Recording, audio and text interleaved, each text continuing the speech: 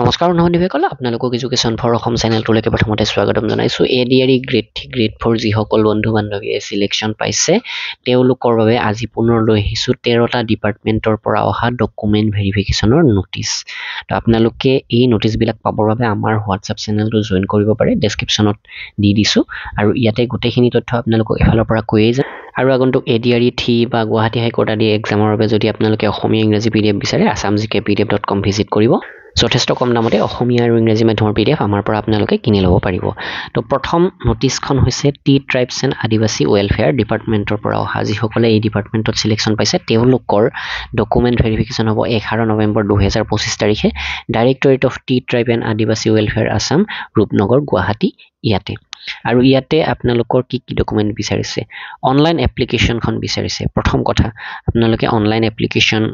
কৰোতে যিখন আছিল সেইখন লগতে আপোনালোকৰ এডমিট কাৰ্ড বিলাক বা ডিপাৰ্টমেন্ট এলোকেশন হোৱা যিটো কপি হেতুৰ পিডিএফ ফৰ প্ৰিন্ট আউট আপোনালোকে লগত আনিব যিমানখিনি বস্তু আছে প্ৰায় 4টা মান হয় এডমিট কাৰ্ড দুখন অনলাইন এপ্লিকেশ্যনখন ৰিজাল্ট আপোনালোকৰ প্ৰথম কোৱালিফাই হোৱা ফাইনেল কোৱালিফাই হোৱা সেই সকলো বিলাক ৰখাটো উচিত তাৰ পাছত মেট্ৰিকৰ admit card age proof certificate educational qualification certificate marksheet এইবিলাক কম্পিউটাৰ প্ৰফিচিয়েন্সি সাৰ্টিফিকেট বিশেষকৈ গ্ৰেড 3 খিনিৰ বাবে employment exchange registration certificate must be লাগিব আধাৰ কাৰ্ড পান কাৰ্ড তেনেকুৱা ধৰণৰ ডকুমেন্টছ লাগিব কাষ্ট সাৰ্টিফিকেট যদি প্ৰয়োজন বা আপুনি যদি ওবিসি বা তেনেকুৱা ট্ৰাইবৰ হয় আৰু ডিসেবিলিটি সাৰ্টিফিকেট যদি হয় আপুনি ডিসেবল ভ্যালিড ড্ৰাইভিং লাইসেন্স যদি আপুনি ড্ৰাইভাৰ পোষ্টৰ বাবে পাইছে আৰু পাসপোৰ্ট ফটো লগত আনিবই আৰু যদি কিবা ডকুমেন্টছ আছে তেনেহলে লগত লৈ অহাটো উচিত চাওক অৰিজিনেলৰ লগতে একোটাকৈ জেৰক্স কপিও আপোনালোকে লৈ আহিব লাগিব বুলি ইয়াতে উল্লেখ কৰিছে য'ত আপোনালোকে সেলফ এটাস্টেড অৰ্থাৎ নিজৰ সহি মাৰি দিব লাগিব 2 নম্বৰ যিটো নোটিছ সেইটো আহিছে ইৰিগেশ্যন ডিপাৰ্টমেন্টৰ পৰা ইৰিগেশ্যনত যিসকলে সিলেকশ্যন পাইছে ক্লাছ 3 ক্লাছ 4 পোষ্টত তেওঁলোকৰ ডকুমেন্ট ভেৰিফিকেশ্যন হ'ব 12 নৱেম্বৰ 2025 তাৰিখে যিখিনি ডকুমেন্টছৰ কথা ক'লো ম্যাক্সিমাম একেই হয় জাস্ট ইয়াতে অলপ কমকৈ উল্লেখ কৰিছে কিন্তু আপোনালোকে প্ৰথম নোটিছখন পঢ়োতে মই যিখিনি ডকুমেন্টছ ক'লো সেই ডকুমেন্টছখিনি ৰেডি ৰাখিব 3 নম্বৰ ডিপাৰ্টমেন্টটো হৈছে ড্ৰাইভাৰৰ পোষ্ট আছিল চাগে ইয়াতে তো যেটো border protection and development Assam তো এই ডিপাৰ্টমেন্টৰ পৰা এখন নোটিছ আহিছে আৰু ইয়াৰ যেটো ভেনু সেই ভেনুটো গুৱাহাটীতে আছে তো আপোনালোকে এই ভেনুটোত আহি 11 নৱেম্বৰত ডকুমেন্ট ভেৰিফিকেশ্যন কৰিব লাগিব নেক্সট হৈছে এডিশনাল কমিশনাৰ অফ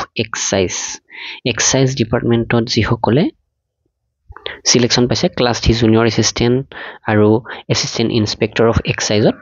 তেওঁলোকে ডকুমেন্ট ভেৰিফিকেশ্যন কৰিব লাগিব 13 নৱেম্বৰ তাৰিখে আৰু ভেনুটোৰ বিষয়ে ইয়াতে উল্লেখ কৰা হৈছে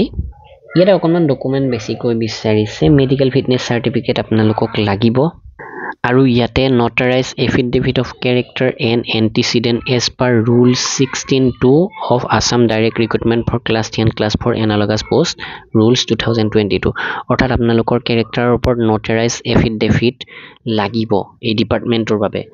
এডিশনাল কমিশনাৰ অফ এক্সাইজ ডিপাৰ্টমেন্টৰ বাবে তো আপোনালোকে ভালদৰে নোটিছখন চেক কৰি ল'ব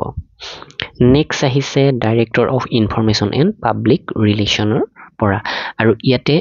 গ্ৰেড 3 গ্ৰেড 4 আৰু পিডব্লিউডি ক্যান্ডিডেটৰ ডকুমেন্ট ভেৰিফিকেশ্যন হ'ব 10 নৱেম্বৰ তাৰিখে ভেনুটো ইয়াতে দিয়াই হৈছে দিছপুৰ গুৱাহাটীতে হ'ব নেক্সট হৈছে director of soil conservation Assam তো এই ডিপাৰ্টমেন্টত যিসকলে সিলেকশ্যন পাইছে 12 নৱেম্বৰত ডকুমেন্ট ভেৰিফিকেশ্যন হ'ব নেক্সট আহিছে কমিশনাৰ অফ ট্ৰান্সপোৰ্ট আসাম ইয়াতে grade 3 HS level grade 3 graduate level তেনেকুৱা গোটেইখিনি দিছে গ্ৰেড 4 11 আৰু 12 তাৰিখে গ্ৰেড 3 এইচএস লেভেল কোৱালিফিকেশ্যনৰ পোষ্টৰ যিখিনি আছে সেইখিনিৰ হ'ব আৰু গ্ৰেড 3 কোৱালিফিকেশ্যনৰ HSLC or equivalent with driving লাইসেন্সৰ যিটো পোষ্ট আছে হেতু 12 নৱেম্বৰত হ'ব আৰু গ্ৰেড 4 যিখিনি পোষ্ট আছে সেইখিনিৰ 12 নৱেম্বৰত হ'ব নেক্সট হৈছে জইন্ট সেক্ৰেটাৰী ট্ৰান্সপোৰ্ট ডিপাৰ্টমেন্টত যিসকলে সিলেকশ্যন পাইছে তেওঁলোকৰ ডকুমেন্ট ভেৰিফিকেশ্যন হ'ব 11 নৱেম্বৰ তাৰিখে নেক্সট আহিছো আমি সেৰিকালচাৰ ডিপাৰ্টমেন্ট যিসকল বন্ধু বান্ধৱী সেৰিকালচাৰ সিলেকশ্যন পাইছে তেওঁলোকৰ ডকুমেন্ট ভেৰিফিকেশ্যন হ'ব 10 নৱেম্বৰ 2025 তাৰিখে ডাইৰেক্টৰ অফ সেৰিকালচাৰ আসাম ৰেশম নগৰ খানাপাৰা গুৱাহাটী 22 এই ভেনুটোত নেক্সট আহিছো indigenous and tribal faith and culture Assam এই ডিপাৰ্টমেন্টৰ আৰু এই ডিপাৰ্টমেন্টৰ ডকুমেন্ট ভেৰিফিকেশ্যন হ'ব 10 নৱেম্বৰ 2025 তাৰিখে তো ইয়াৰ অফিসটো house fed complex block 5 second floor Dispur গুৱাহাটীত আছে নেক্সট নোটিছখন হৈছে welfare of minorities and development department Dispur Guwahati তো এই ডিপাৰ্টমেণ্টত চিলেকশ্যন পোৱা বন্ধুসকলৰ 11 নৱেম্বৰ তাৰিখে ডকুমেণ্ট ভেৰিফিকেশ্যন হ'ব next director of museum Assam তো এই ডিপাৰ্টমেণ্টত যিসকলে চিলেকশ্যন পাইছে তেওঁলোকৰ ডকুমেণ্ট ভেৰিফিকেশ্যন 10 নৱেম্বৰ তাৰিখে অনুষ্ঠিত হ'ব নেক্সট ডাইৰেক্টৰ অফ মিউজিয়ামৰ ক্লাছ 4ত যিসকলে চিলেকশ্যন পাইছে তেওঁলোকৰ নোটিছখন একচুৱেলি বেলেগকৈ আছিলে 10 নৱেম্বৰ তাৰিখেই অনুষ্ঠিত হ'ব তো এইখিনিয়ে আছিলে আপোনালোকক জনাবলগীয়া ইয়াতে 13খন নোটিছ আছে কিন্তু 12টা ডিপাৰ্টমেণ্টৰ পৰা আহিছে কাৰণ যেহেতু ডাইৰেক্টৰ অফ মিউজিয়ামৰ দুখনকৈ নোটিছ ৰাখিছে গ্ৰেড 3 গ্ৰেড 4 গোটেইখিনি ইয়াতে নাম উল্লেখ কৰি দিছে একচুৱেলি তো এই 12টা ডিপাৰ্টমেণ্টৰ নোটিছ আজি আমাৰ হাতত পৰিল লগে লগে আপোনালোকৰ বাবে ভিডিঅ' বনাই